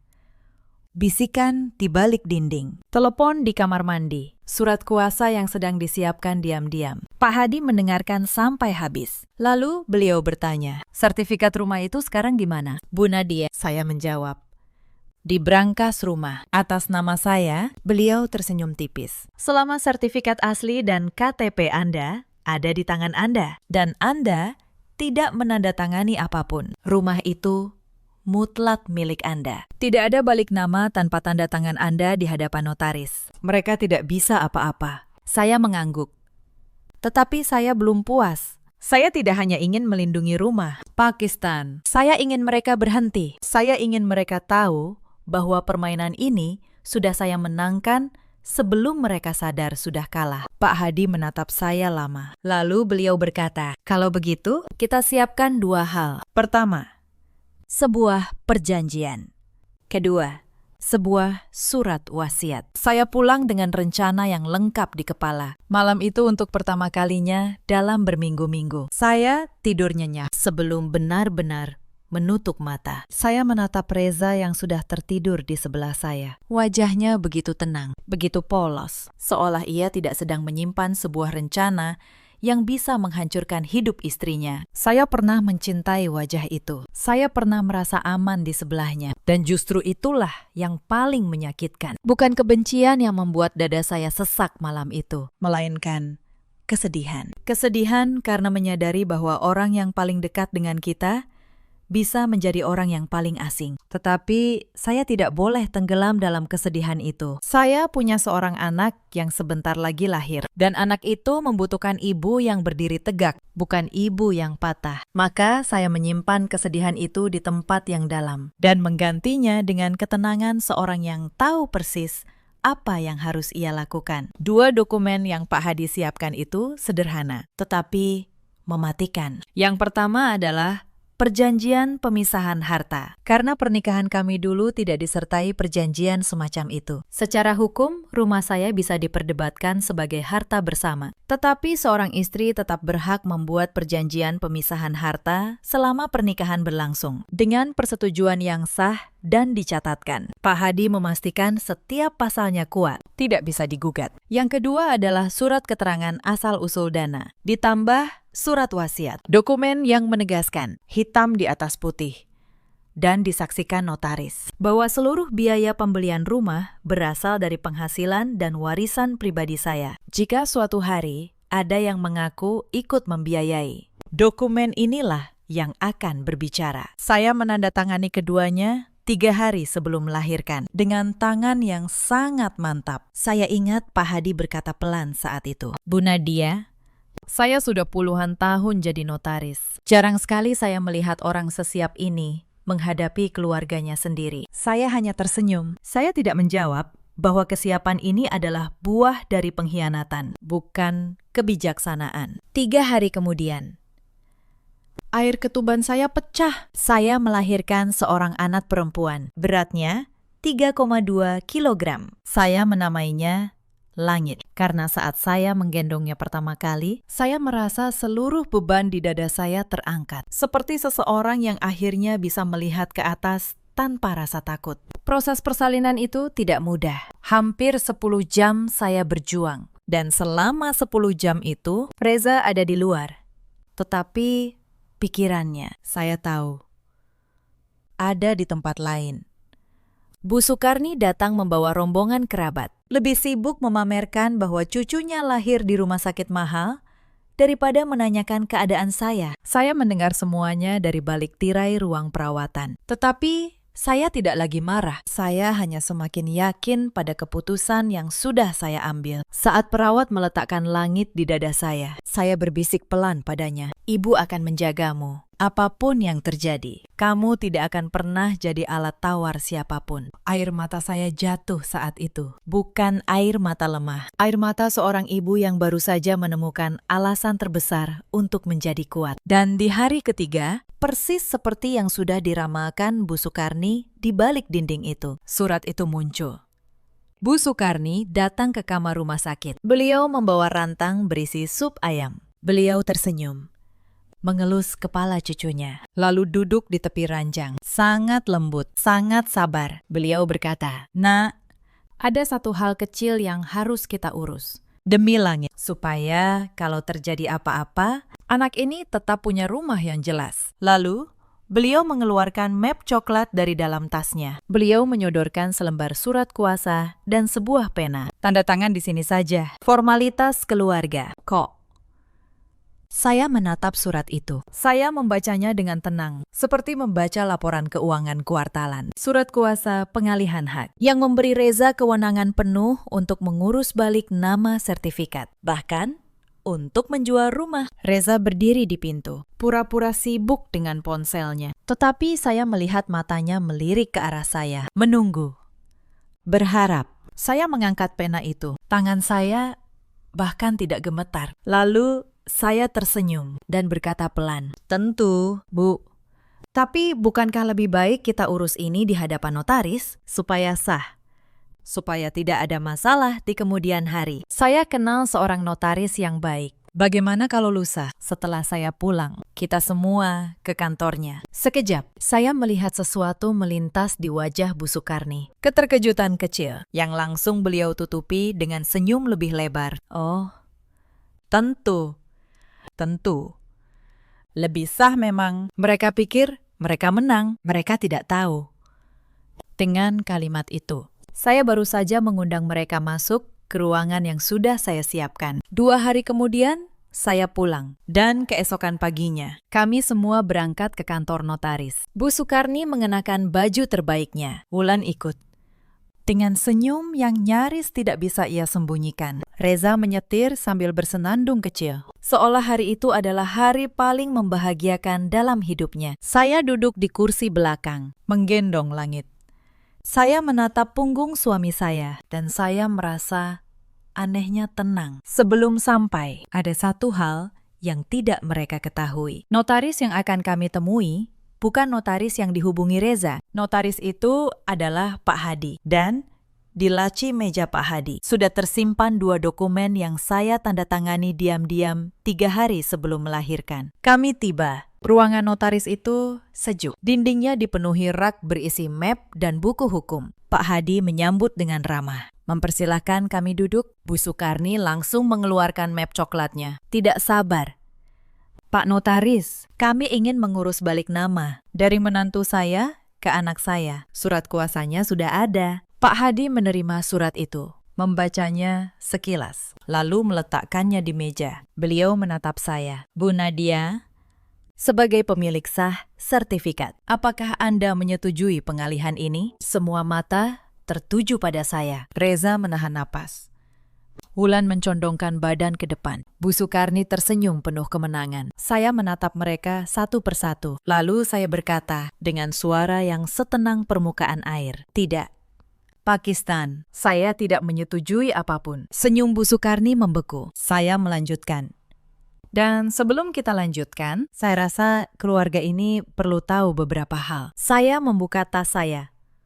Saya mengeluarkan sebuah map. Map saya jauh lebih tebal daripada milik Bu Sukarni. "Pertama," kata saya, meletakkan setumpuk kertas di meja. "Ini rekening koran 6 tahun terakhir. Setiap rupiah untuk membeli dan mencicil rumah ini keluar dari rekening saya. Tidak ada 1 sen pun dari Reza. Rumah ini, secara hukum dan secara moral, mutlak milik saya." Wajah Reza memutih. "Kedua," saya mengeluarkan kertas berikutnya. "Ini transkrip percakapan. Direkam dari kamera di ruang tengah rumah kita. Tertanggal 8 bulan lalu. Suara ibu dan Wulan membicarakan rencana membujuk saya menandatangani surat begitu saya melahirkan. Karena," saya kutip, "orang yang baru melahirkan itu lemah, gampang dibujuk." Wulan terlonjak dari kursinya. Itu rekaman ilegal." Saya menatapnya tenang. "Rekaman di rumah sendiri, untuk melindungi diri sendiri dan bayi sendiri. Bukan tindakan ilegal, Wulan." "Pak Hadi bisa menjelaskan kalau kamu ragu." Pak Hadi mengangguk pelan. Wulan terdiam. Wajahnya merah padam. Ketiga, saya mengeluarkan dokumen yang paling penting. Ini perjanjian pisah harta yang sudah saya buat dan disahkan 3 hari sebelum saya melahirkan di hadapan Pak Hadi. Isinya menegaskan bahwa seluruh aset atas nama saya adalah milik pribadi saya, tidak termasuk dalam harta bersama, sah secara hukum, tidak bisa diganggu-gugat. Ruangan itu hening. Hanya terdengar suara langit yang menggeliat pelan dalam gendongan saya. Wulan adalah yang pertama kehilangan kendali. Ia berdiri, suaranya melengking. Mbak gila. Mbak merekam kami diam-diam. Mbak menyembunyikan dokumen. Mbak merencanakan ini semua. Mbak menantu macam apa? Saya menatapnya dengan tenang. Menantu yang membaca. Wulan. Itu saja.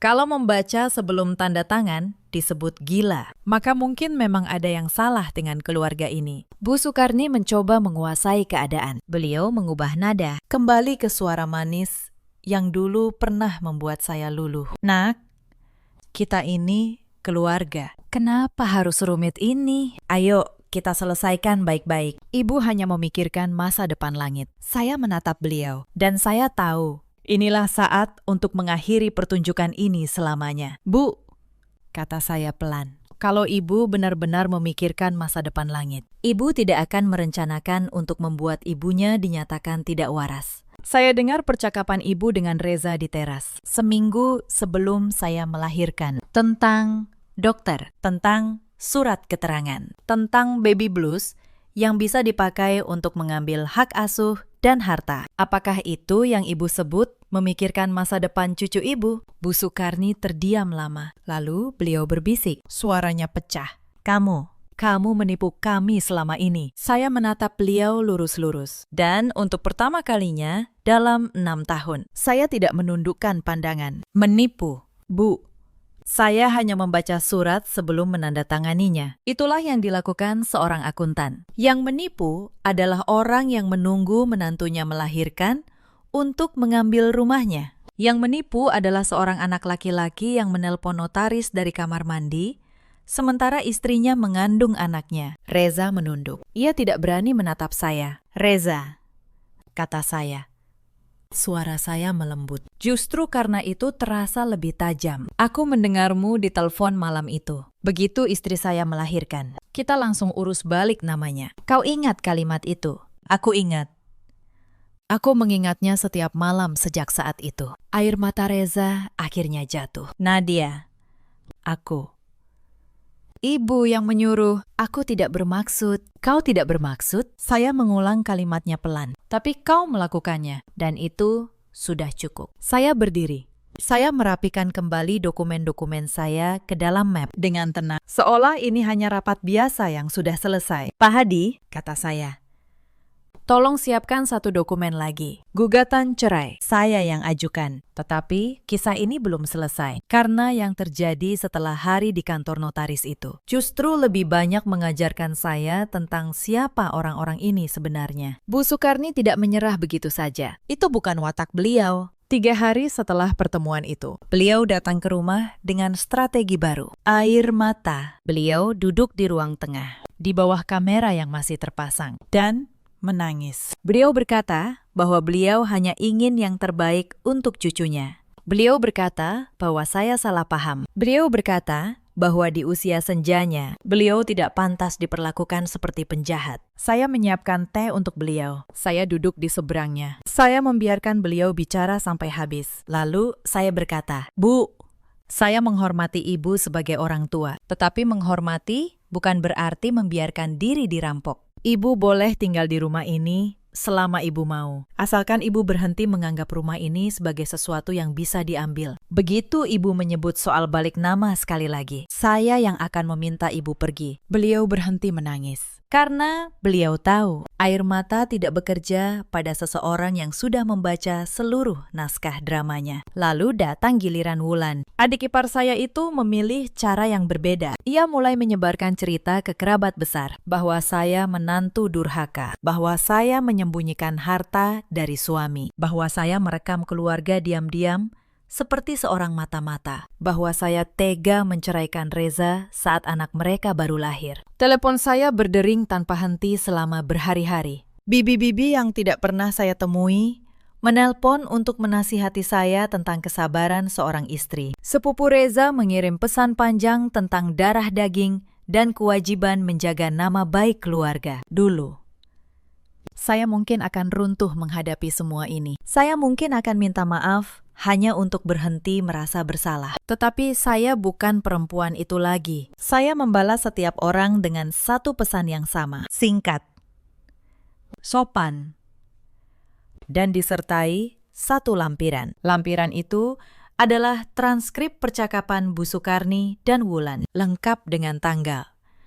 Saya menulis, terima kasih atas perhatiannya. Sebelum menilai, mungkin baik membaca ini terlebih dulu. Saya hanya melindungi diri saya dan anak saya. Satu persatu, telepon berhenti berdering. Pesan-pesan berhenti datang. Karena ternyata sebagian besar kerabat itu tidak tahu rencana yang sebenarnya. Mereka hanya tahu versi Wulan. Begitu mereka membaca versi yang sesungguhnya, banyak yang justru meminta maaf pada saya. Tetapi tidak semua menyerah. Sebulan kemudian, ada acara keluarga besar. Peringatan 100 hari meninggalnya ayah Reza. Saya hampir tidak datang, tetapi saya memutuskan untuk hadir dengan langit dalam gendongan. Bukan karena saya takut omongan orang, tetapi karena saya tidak ingin terlihat seperti orang yang punya sesuatu untuk disembunyikan di acara itu. Beberapa kerabat tua mengerumuni saya. Seorang bibi berkata, "Nadia, sebagai perempuan, kamu harus mengalah. Demi amat. Rumah itu kan bisa dibagi. Masa kamu tega membuat Reza tidak punya apa-apa?" Dulu, kalimat seperti itu akan membuat saya merasa bersalah selama berhari-hari. Tetapi, saya sudah berubah. Saya menjawab dengan tenang di depan semua orang. "Bibi, rumah itu saya beli dengan keringat saya sendiri, tanpa sepeser pun dari Reza. Kalau saya yang mengalah, lalu siapa yang melindungi langit nanti? Mengalah itu mulia kalau yang dihadapi orang baik. Tapi mengalah pada orang yang ingin merampok, itu bukan kemuliaan, itu kebodohan. Dan saya sudah cukup lama menjadi bodoh." Ruangan itu hening. Bibi itu tidak menjawab. Beberapa kerabat lain yang sudah membaca transkrip yang saya kirim mengangguk pelan. Untuk pertama kalinya, saya merasa tidak sendirian di tengah keluarga itu. Reza memilih cara yang paling rendah. Ia mulai menggunakan langit.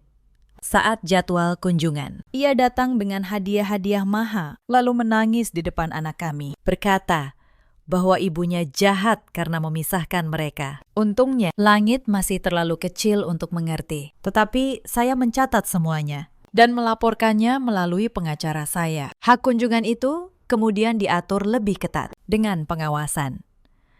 Reza marah, tetapi ia tidak bisa berbuat apa-apa karena, sekali lagi, hukum berpihak pada orang yang menyiapkan dokumen, bukan pada orang yang menyiapkan air mata. Di tengah semua itu, ada satu orang yang berdiri di sisi saya tanpa saya minta. Salah satunya adalah Mbak Asih, perempuan yang selama ini membantu pekerjaan rumah kami. Suatu malam, ia mengetuk pintu kamar saya. Wajahnya cemas. Mbak Asih berkata pelan, "Bu Nadia, saya minta maaf. Selama ini, saya tahu. Saya sering mendengar Ibu Sukarni dan Mbak Wulan berbicara di dapur. Saya takut bicara karena saya butuh pekerjaan ini. Tapi saya tidak tahan lagi melihat Ibu diperlakukan seperti ini." Lalu, ia menyerahkan ponselnya. Di dalamnya ada beberapa rekaman suara. Rekaman Bu Sukarni yang menyuruh Wulan mencari pengacara untuk menggugat balik. Rekaman Reza yang mengeluh bahwa rencana mereka gagal karena saya terlalu pintar. Saya menatap Mbak Asih, perempuan sederhana yang ternyata memiliki keberanian yang tidak dimiliki orang-orang yang menyebut diri mereka keluarga. "Terima kasih, Mbak," kata saya.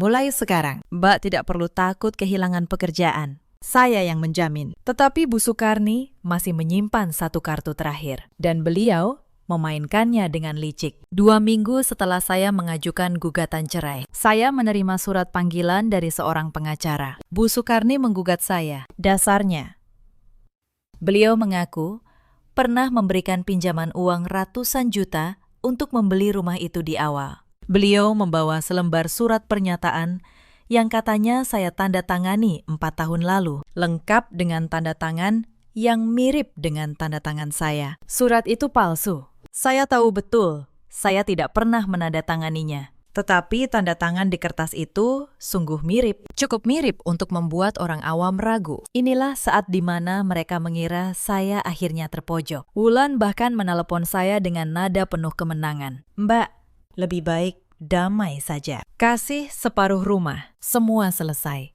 Daripada repot ke pengadilan, saya hanya berkata, sampai bertemu di persidangan, Wulan.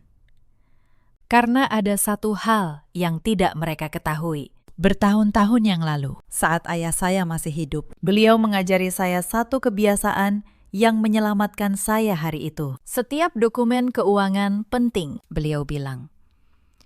Harus selalu ada salinan asli yang disahkan dan disimpan di tempat ketiga yang netral. Maka, sejak hari pertama membeli rumah itu, saya sudah menyimpan seluruh dokumen asli pembelian di kotak penyimpanan bank, lengkap dengan surat keterangan notaris bahwa tidak ada pihak ketiga manapun yang ikut membiayai pembelian, termasuk sebuah surat wasiat yang saya buat bersama Pak Hadi, yang menegaskan asal-usul setiap rupiah untuk rumah itu. Jauh sebelum drama ini dimulai. Di persidangan, pengacara Bu Sukarni mengajukan surat palsu itu dengan percaya diri. Lalu, giliran saya, Pak Hadi, sebagai notaris, memberikan kesaksian. Dokumen asli dibuka. Hasil uji laboratorium atas surat palsu itu menunjukkan bahwa tintanya baru berusia beberapa minggu, bukan 4 tahun. Tanda tangannya hasil jiplakan. Ruang sidang hening. Hakim menatap Bu Sukarni dengan tatapan yang tidak perlu kata-kata. Gugatan beliau filau ditolak seluruhnya. Dan karena surat itu terbukti dipalsukan, beliau justru menghadapi ancaman tuntutan balik. Saya bisa saja melaporkannya ke polisi. Saya punya semua bukti. Tetapi saya tidak melakukannya. Bukan karena saya pengampun, tetapi karena saya tidak ingin anak saya, Langit, suatu hari membaca berita bahwa neneknya dipenjara karena ibunya. Saya membiarkan beliau pergi dengan rasa malu. Itu sudah hukuman yang cukup berat bagi seseorang yang seluruh hidupnya dibangun di atas penampilan. Perceraian itu kemudian berjalan cepat karena saya sudah menyiapkan semuanya jauh-jauh hari. Tidak ada yang bisa diperdebatkan. Harta saya tetap milik saya. Rumah tetap atas nama saya. Hak asuh Langit jatuh ke tangan saya. Dengan Reza, hanya mendapat hak kunjungan terbatas. Di sidang terakhir, Reza mencoba bicara dengan saya di lorong pengadilan. Wajahnya kuyu, matanya merah. Nadia, apa benar-benar tidak ada jalan lain? Demi langit, saya menatapnya. Lalu, saya bertanya dengan tenang. Reza, kalau aku tidak punya rumah, kalau aku tidak punya tabungan, kalau aku hanya perempuan biasa tanpa apa-apa, apakah kau dan ibumu akan tetap menikahiku? Ia tidak menjawab. Diamnya adalah jawaban yang paling jujur yang pernah ia berikan selama 6 tahun. Itu jawabannya, kata saya. Demi langit, justru aku harus pergi supaya dia tumbuh melihat ibunya sebagai manusia, bukan sebagai aset. Saya berbalik dan pergi. Saya tidak menengok ke belakang. Bu Sukarni dan Wulan pindah dari rumah saya minggu itu juga. Mereka kembali ke rumah lama mereka di pinggiran kota. Saya dengar beberapa bulan kemudian, Wulan akhirnya bekerja. Untuk pertama kalinya dalam hidupnya. Mungkin karena tidak ada lagi rumah orang lain yang bisa ia tumpangi. Reza, kabarnya, sempat mencoba membuka usaha dengan pinjaman. Usaha yang dulu ingin ia modali dengan menjual rumah saya. Usaha itu gagal dalam waktu kurang dari setahun. Bukan karena kutukan, hanya karena seseorang yang terbiasa mengambil milik orang lain tidak pernah belajar membangun miliknya sendiri. Saya tidak merasa senang mendengar kabar itu. Saya juga tidak merasa sedih. Saya hanya merasa akhirnya semua orang menempati posisi yang memang pantas untuk mereka. Setahun setelah perceraian, saya berdiri di teras rumah yang dulu hampir mereka rampas. Langit, anak saya, sedang belajar berjalan di ruang tengah. Tertawa setiap kali ia jatuh dan bangun lagi. Saya membuka lemari dan mengeluarkan sebuah kotak kecil. Di dalamnya ada kardigan rajutan tangan, pemberian ibu saya sebelum beliau meninggal. Krem lembut dengan 2 kuntung bunga kecil di kerahnya. 2 kuntum yang dulu ibu bilang melambangkan 2 kata, harga diri. Saya mengenakannya. Saya berdiri di depan cermin. Perempuan yang menatap balik saya tidak lagi memiliki raut takut, hanya ada ketenangan. Seseorang yang telah melewati badai dan tahu persis apa yang ia inginkan. Saya berkata pelan pada diri saya sendiri, Nadia baik-baik saja. Dan untuk pertama kalinya, dalam waktu yang sangat lama, kalimat itu benar. Cerita ini mengajarkan satu hal yang ingin saya titipkan pada Anda yang sedang mendengarkan. Cinta saja tidak akan pernah cukup jika di dalamnya tidak ada kejujuran, keterbukaan, dan rasa hormat.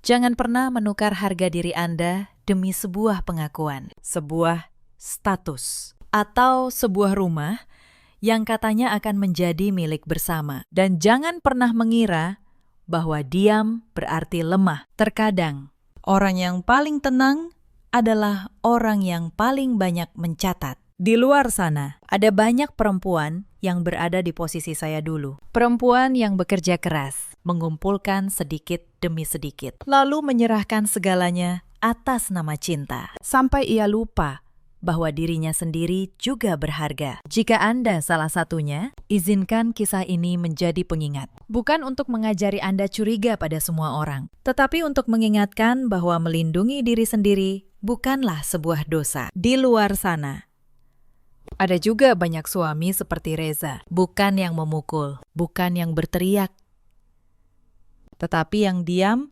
saat seharusnya membela, yang menganggap pengorbanan istrinya sebagai sesuatu yang biasa, yang lebih mendengarkan ibunya daripada perempuan yang melahirkan anaknya. Kepada para suami seperti itu, ketahuilah, diam, Anda juga sebuah pilihan, dan setiap pilihan ada harganya. Dan di luar sana, ada pula para ibu mertua seperti Bu Sukarni yang takut kehilangan kendali atas anak laki-lakinya, yang memandang menantu bukan sebagai anak, melainkan sebagai pesaing, atau lebih buruk lagi, sebagai sumber daya. Saya tidak membenci beliau, saya hanya kasihan, karena di ujung hidupnya, beliau memilih kehilangan seorang cucu demi sebuah rumah yang bahkan tidak pernah benar-benar bisa beliau miliki. Hari ini, langit sudah tumbuh sehat. Reza datang mengunjunginya sesekali, dan saya tidak pernah menghalangi, karena seorang anak berhak mengenal ayahnya. Sebagaimana adanya, Bu Sukarni dan Wulan tidak pernah lagi datang. Dan rumah di Kebayoran Baru itu tetap berdiri, tenang, atas nama satu orang, atas nama saya. Dalam hidup, kita selalu punya pilihan. Pilihan untuk tetap diam dan menanggung, atau pilihan untuk berdiri dan menjaga apa yang menjadi hak kita. Saya memilih yang kedua, dan saya tidak pernah menyesalinya sedetik pun. Seseorang yang benar-benar mencintai Anda tidak akan pernah meminta Anda menukar harga diri Anda dengan apapun. Ingat itu baik-baik. Jika kisah ini menyentuh hati Anda, ceritakan pengalaman Anda di kolom komentar. Mungkin ada perempuan lain di luar sana yang membutuhkan keberanian Anda hari ini. Terima kasih sudah menemani saya sampai akhir cerita. Sampai jumpa di kisah berikutnya.